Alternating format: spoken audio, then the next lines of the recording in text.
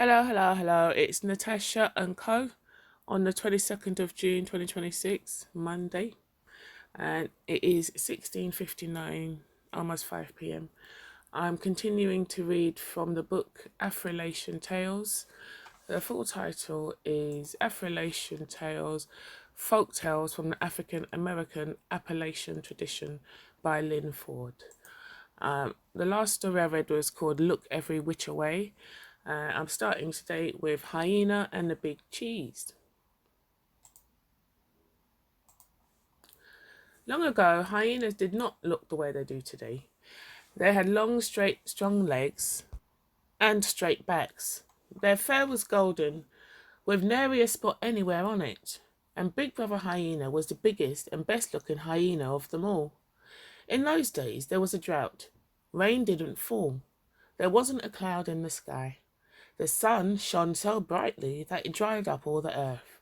The hyenas needed food and water, and so did all the other animals. Big Brother Hyena called his sisters and brothers and cousins and others together. Hey, come here! All the little hyenas came to see what Big Brother Hyena had to say. Follow me, commanded Big Brother Hyena. I will lead you to food and water. Do you know where food and water might be? Asked the little hyenas.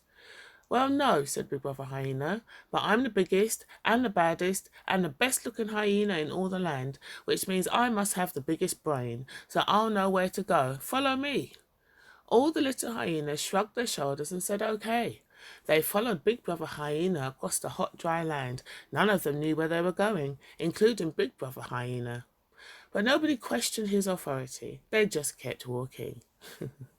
The sun was almost noon high, and the little hyenas were panting and groaning, when Big Brother Hyena noticed a flock of birds overhead. They twittered and chirped about a place where the water was abundant and clean, and the grass grew soft and green, and the trees were filled with fruit.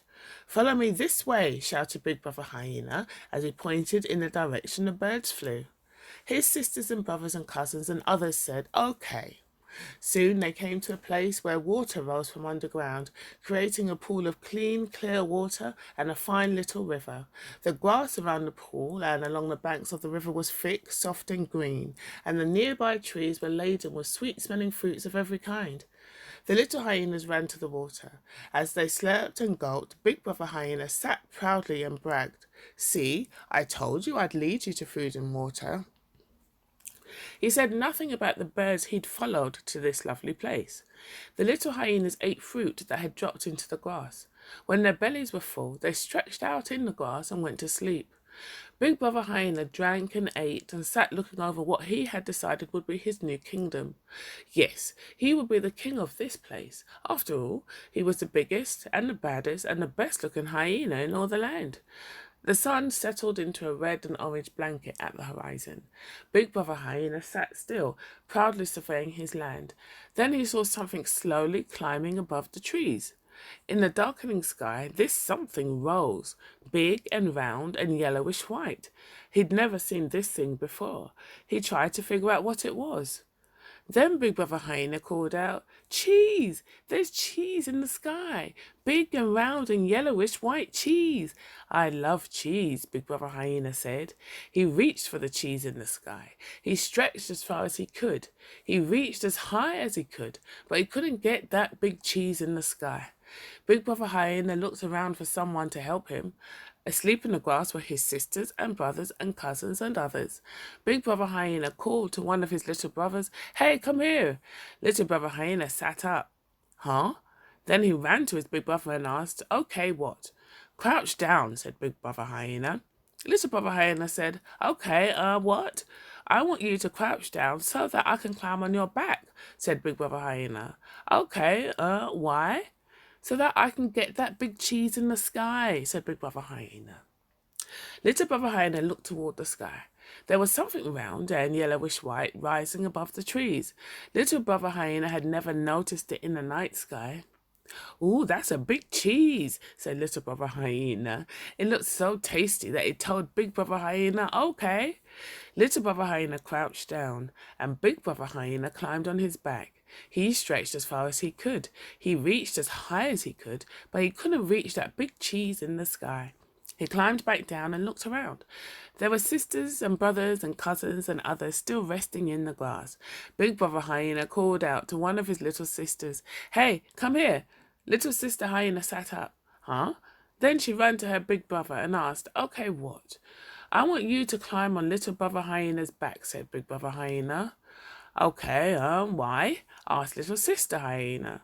"So I can climb on your back," said Big Brother Hyena. "Okay, what?" "I want you to climb on Little Brother Hyena's back so that I can climb on your back, so that I can reach that big cheese in the sky," explained Big Brother Hyena. Little Sister Hyena looked toward the sky. There was something round and yellowish white rising above the trees. Little Sister Hyena had never noticed it until then. "Oh, that's the biggest cheese I ever did see," giggled Little Sister Hyena. She thought about how good that cheese might taste. She told Big Brother Hyena, "Okay." Little Brother Hyena crouched down and Little Sister Hyena climbed on his back. Then Little Sister Hyena crouched down and Big Brother Hyena climbed on her back. He stretched as far as he could. He reached as high as he could, but he couldn't reach that big cheese in the sky. He climbed back down and looked around. There were sisters and brothers and cousins and others still resting in the grass. Big Brother Hyena called out to each of them in turn, "Hey, hey, hey, come here." Soon a column of hyenas wobbled and wibbled in the light of the full moon. On top of all the other hyenas stood Big Brother Hyena, but he couldn't stretch very far. With all those hyenas wobbling underneath him, and he couldn't reach very far, with the fear of falling to the ground, making him hold tightly to the hyena beneath him. How was Big Brother Hyena going to get that big cheese in the sky? Meanwhile, an old elephant made his way to the pool of clean, clear water.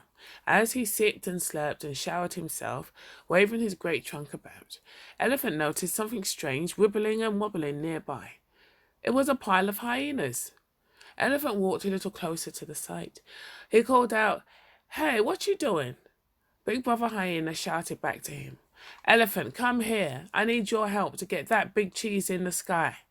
Elephant looked cautiously toward the sky, but he didn't see any cheese. He saw the moon.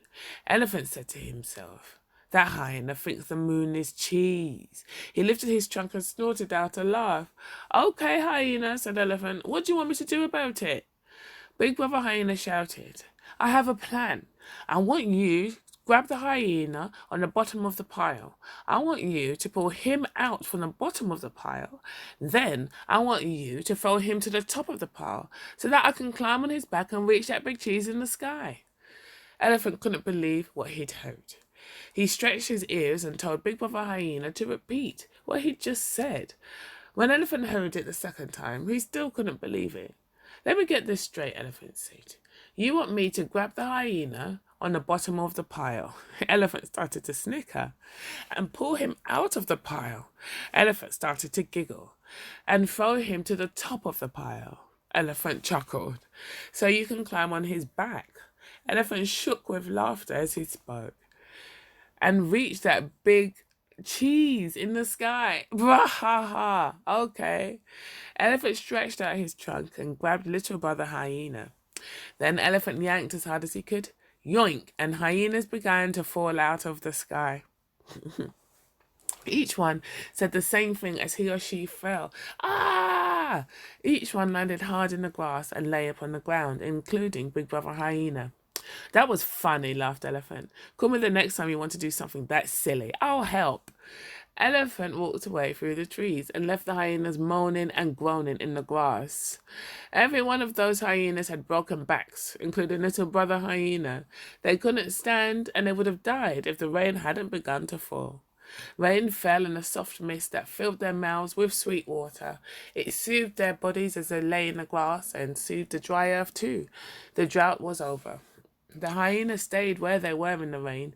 After a long, long while they could stand again, but their back legs were no longer long and straight and strong. Their legs were bent and their shoulders were slouched, the way a hyena's back legs and shoulders look today, because they carried the burden of someone else's stupidity on their backs. The hyenas were also bruised with the spots that you see on their shoulders and backs even now, the marks that remind them of a time when they did not think for themselves. To this day, hyenas laugh, and now you know why. When hyenas laugh, they are remembering this story and laughing at themselves. The end. Fantastic. It's a very salient story for me today in relation to people. What's the saying? Go the blind following the blind. We'll have a lot of that today. Story notes from the author Lynn Ford says tales of hyena are still told in Senegal and the Republic of the Gambia. Tales of Bouki, Bouki, hyena and trickster are told from Haiti to Louisiana. I'm not sure where or when my dad might have heard this story, but he told me we had cousins in the West Indies and that some of his kin had come up from Louisiana a long time ago. I remember hearing only 4 or 5 tales of hyena when I was very young. I have since found versions of them in collections of Haitian folk tales, so I'm guessing this tale of the braggart, Big Brother Hyena, blossomed from those roots. Dad's telling of this story didn't include the usual twang from his Tennessee and Alabama family ties, but his wording carried a touch of slang and loads of humour. Each character had a voice. Big Brother was authoritative. Big Brother Hyena was authoritative and proud. Little Brother Hyena was a little shy and confused. Little Sister Hyena squealed and giggled and spoke with a high, obnoxiously loud pitch. Elephant's Trunk apparently gave his speech a throaty, nasal sound. To me, he sounded a lot like Dad's bear in the rabbit tales. If Pop Pops heard my father telling a hyena tale, he would state, when the story was over and Dad was out of earshot, "That's not hyena, that's fox." Sometimes he said the protagonist was wolf. Apparently, Pop Pops knew similar stories. The end of that one. Okay, the next story is called Spider and Snake. Spider traipsed through the woods one day when he heard something rustling and slithering through the grass. Spider looked for it, and oh, how he admired that critter's coat. A coat covered with fine patterns woven of many colours. That coat fit Snake perfectly. "Well," Spider said to Snake, "man, that's a fine coat, but I would look better in it than you. Why don't you give me that coat?" Snake said, "Spider, you don't need this coat. It's not for you. It's for me. And you have things you would never give to me, like the thread you make and the net you weave with it to catch your food. Would you trade your thread for my coat?" Spider shook his head. "Oh no, I wouldn't trade. But Snake, that coat looks good. Let me borrow it for a while." Snake shook his head and slithered further into the grass. Spider decided he was going to take that coat. Spider ran to a place where he figured Snake would eventually come. It was a cool, shaded place near cool stones where Snake could rest. Spider waited there until he saw the grass moving and heard the rustling and slithering of someone nearby. As soon as Spider saw Snake's nose stretching itself out of the grass, Spider fell on his back and bent up his legs.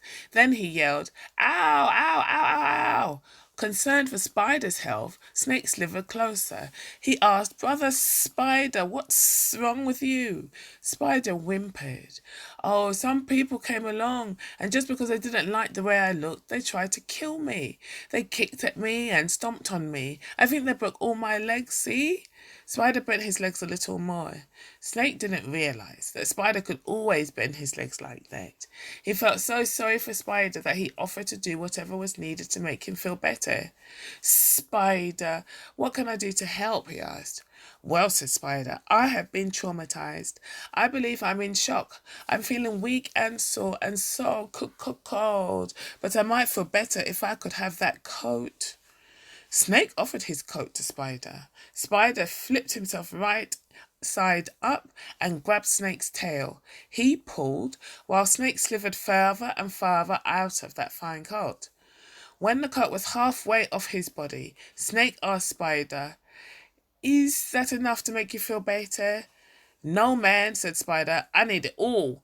And Spider snatched off the rest of Snake's coat and ran with it. Poor Snake lay naked and cold on the ground, while Spider made his way up a tree and onto its branch. Spider hung by a thread, upside down underneath the branch, where he figured no one could reach him. He admired Snake's coat and started trying it on his own body. "I will look good in this coat," Spider bragged. But the coat lost its wonderful colours.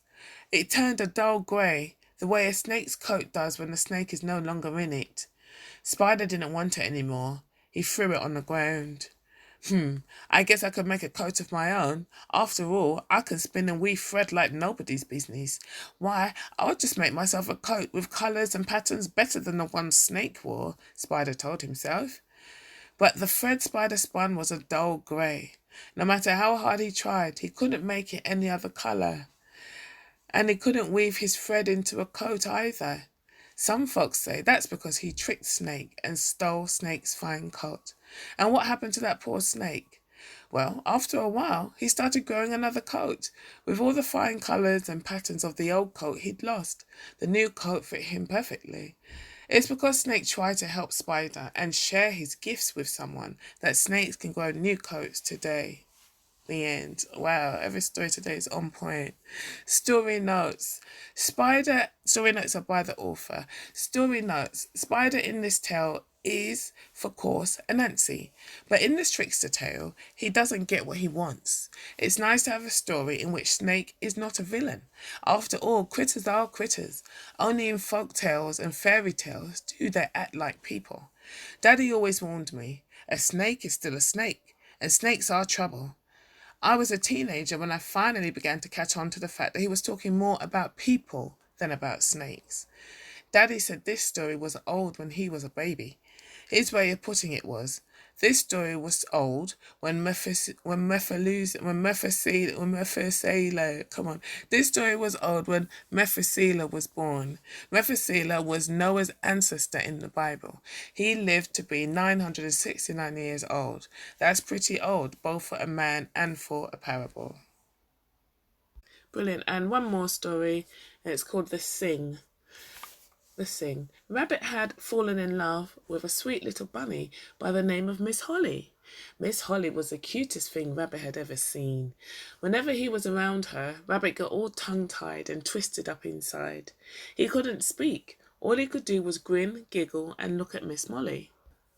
One morning, Rabbit got up the nerve to do a little courting and to ask Miss Molly's mamma for her daughter's hand in marriage. To do that took a lot of courage. Miss Molly's mamma was the grandest critter in all the country. She owned the finest houses there was and the nicest garden. Hers was better than any two-legged farmer's property. Miss Molly's mamma's quilts were so beautiful that folks come from across the country just to buy one of them. And Miss Molly's mamma's pies won the blue ribbon at the country fair every year. Everything about Miss Molly's mamma was grand, including her temper. Well, Rabbit buffed his toenails and cleaned between his teeth with a pine needle. Rabbit brushed his ears and fluffed his tail so he would look good enough to impress Miss Molly's mamma. Then Rabbit took a deep breath and set out for Miss Molly's mamma's home. When Rabbit got to the picket fence around Miss Molly's mamma's land, he stopped and looked over the gate. There was Miss Molly, rocking back and forth in the porch swing. She was as cute as Clover, and she smiled as warmly and sweetly as a sugar cube melting in cinnamon tea. Seeing her gave Rabbit just enough gumption to open the gate, walk down the brick path and up the front steps. There was Miss Molly's mamma. Mamma was rocking in her favourite rocking chair and stitching a quilt patch. She looked up at Rabbit and she nodded. That was a signal for Rabbit to sit with Miss Molly. Mamma stayed on the porch, rocking and stitching. As Rabbit slid into the porch swing next to Miss Molly, Mamma kept her eyes on her sewing while she turned her ears toward the young folks in the porch swing. She listened in on the courtship's proceedings, which was proper. But all she heard was Rabbit giggling and her daughter Molly giggling. Then Rabbit breathed in and giggled some more. Molly grinned at him and she giggled some more. Then Rabbit giggled harder and Molly giggled louder. After a while, the two lovebirds were cackling like crows, laughing at nothing but love. This went on until finally Miss Molly's mamma yelled, "Shut up!" Both young lovers stopped their giggling and looked at Miss Molly's mamma to see what was wrong. "You two act as if you don't have a bit of sense," Miss Molly's mamma fussed. "You can't do any courting for all the giggling." "Molly, go in the house, and Rabbit, go home, and think of something to say to my daughter," she continued. "Both of you calm down and think of something to say. I can't have my daughter acting so foolish that she might marry somebody who doesn't have a brain in his head." Molly slowly headed for the front door, and Rabbit slowly walked down the front steps. That's when he noticed somebody standing at the front gate, somebody big and strong and mean. It was Bear. Bear had come to do a little courting himself. He wasn't in love with anybody. He wasn't even thinking about being in love. It was warm weather season, but Bear knew that winter would come. It always did. Bear was thinking about Miss Molly's mamma's nice warm house, so much nicer than a cave. Bear was thinking about Miss Molly's mamma's nice warm quilts, so much nicer than a pile of leaves. Bear was thinking about Miss Molly mamma's pies, so much tastier than nuts and berries, especially as a last meal before that long winter's nap. Bear pushed the front gate open with the force of a storm wind and stomped down that brick path, cracking the old bricks beneath his big feet. Bear yanked Rabbit up by his ears and threw him off the porch into the grass.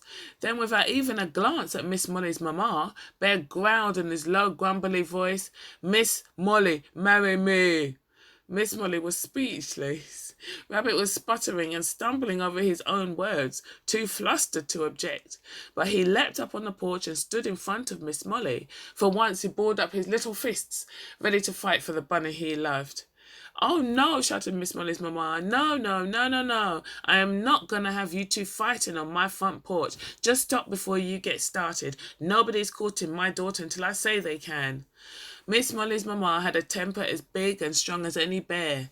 Mamma set down her quilt patch in the rocking chair. She stood between Rabbit and Bear. She glared at both of them with her mean, beady eyes and said, "I'm going to settle this. We are going to have a sing. You two go off and make up a song and come back this evening. I'll invite the neighbours and kinfolk over for supper, and then you two will sing your songs. The one that sings the best will have my permission to court my daughter. Now go." Nobody argued with Miss Molly's mamma. Molly went in the house. Bear and Rabbit headed for the gate. Miss Molly's mamma crossed her arms in satisfaction. She figured that one of those two boys would have enough brains to make up a good song. If he had a good brain, there was a chance that he'd make a good husband for Molly. And Miss Molly's mamma had a notion that she knew which one would win the sing. All the way down that brick path to the gate, Rabbit muttered to himself. Bear heard Rabbit say, "Well, I could ask Miss Mockingbird to help me with the song. She knows the songs of all the birds. Miss Mockingbird has the most beautiful songs in all the world." Bear shoved Rabbit out of his way and made a beeline to Miss Mockingbird's home. Miss Mockingbird sat in her nest and rested on 3 little eggs until Bear started shaking her tree. "Ooh!" Miss Mockingbird called as she flew down to Bear. "Bear, what do you think you're doing?" "Miss Mockingbird," said Bear, "give me a song." Miss Mockingbird flew around Bear's head and asked, "What do you mean, give you a song?" Bear said, "I need a song. Give me one of yours. If you don't, I'll knock down this tree and I'll eat up your babies. Now give me a song." Miss Mockingbird thought quickly. What could she do to protect her babies and make this bully go away? "Ah," she said, "fine, I'll give you a song, but whenever you sing it, you must sing it exactly as I've sung it to you." Then Miss Mockingbird settled near Bear's ear and whispered the song to him. Tweetly tweet. Bear walked off happy, figuring he had the best song in all the world. Before Miss Mockingbird could settle herself on those eggs, along came Rabbit. "Miss Mockingbird," Rabbit called. "Please, Miss Mockingbird, give me a song." Miss Mockingbird flew from her nest again. "Rabbit," she squawked, "why should I give you a song?" Rabbit sighed. "Because I'm in love, and I have to have the best song in all the world so that I can ask for Miss Molly's hand in marriage. Please, Miss Mockingbird, will you give me a song?" "No!" Miss Mockingbird started back to her nest. She gently sat on her eggs and looked down at Rabbit. "Rabbit, I understand your need, but you can make up a song yourself. Child, you've got a good brain between those ears of yours, and you've had some adventures. You know your stories and the stories of your family. Go home and make up a song for yourself." Rabbit said, "Yes, ma'am." He hung his head and sauntered away. But he knew Miss Mockingbird was right. He did have a good brain between his ears. Well, evening came along wrapped in a soft pink sunset. Miss Molly's mamma's kinfolk and neighbours were finishing up the last of the fine victuals she had prepared for them, good things for every kind of critter to eat. With full bellies and satisfied smiles on their faces, they waited for the sing to begin. Along came Bear, grinning like he'd just finished a fine meal too, and along came Rabbit, ears down, steps short and trembling. Before Miss Molly's mama could choose who would go first, Bear stepped in front of Rabbit and said, "I'm going to sing first, and I know I'm going to win, because got my song from Miss Mockingbird." Rabbit fretted as Bear cleared his growly throat. Rabbit fretted as Bear cleared his growly throat. This wasn't fair. Bear was supposed to make the song up himself. Rabbit kept thinking about all the beautiful songs Miss Mockingbird knew, and how now Bear had one of them. Bear cleared his throat. Then he sang the song Miss Mockingbird had whispered to him. Bear sang it exactly the way he heard it.